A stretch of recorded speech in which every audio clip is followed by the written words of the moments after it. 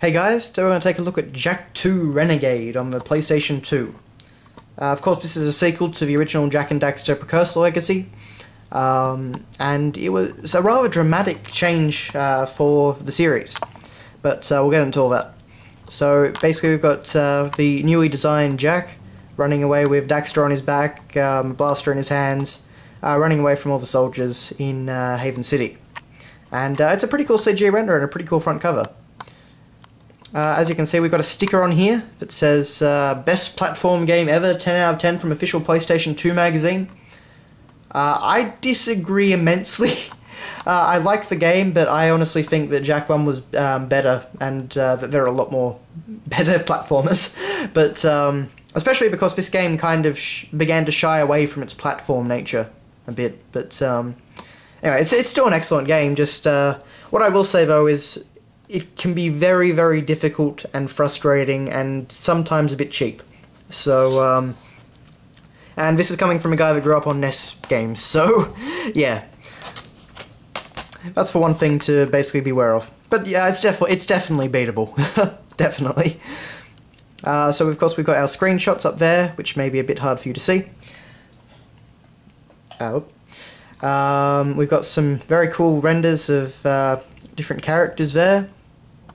So I particularly like the one of Jak on the hoverboard, and of course some more screenshots down there, and our description of the main game. So yeah.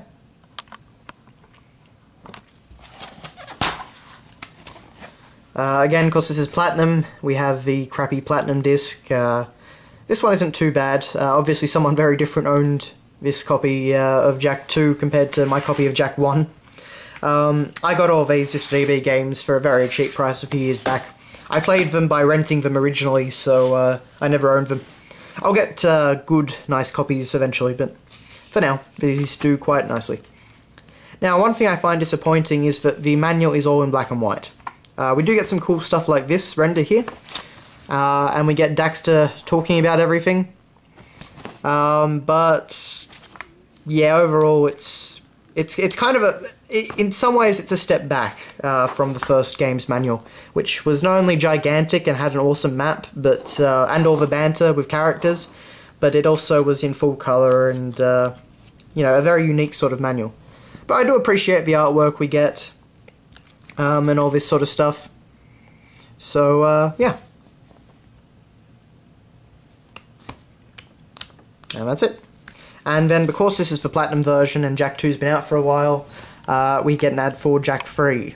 The adventure continues. I consider Jak 3 to be a significantly better game than Jak 2, but I kind of feel like it took the best aspects of both the first and the second game, which is, I imagine, well, it's kind of what a third game should do, I suppose. But anyway, that's Jak 2 in a nutshell, so thanks all for watching, guys, and I'll see you later.